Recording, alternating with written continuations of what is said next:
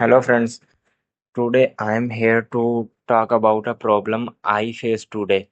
So the problem is some situations we hide some columns of our tables on page load, and then after some time when we came back we are unable to access those columns on the element tree and not on this fronted this section.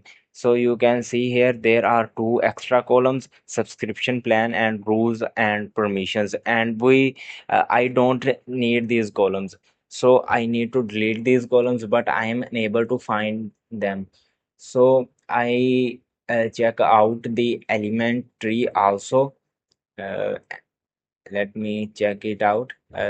You can see this is the cell B, but after selecting this cell B, those columns are not visible, and also there is no clue how to find those columns.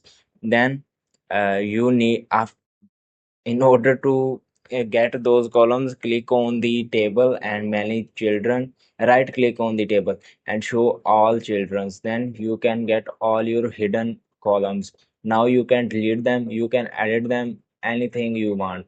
Then after deleting them, now you can see the changes.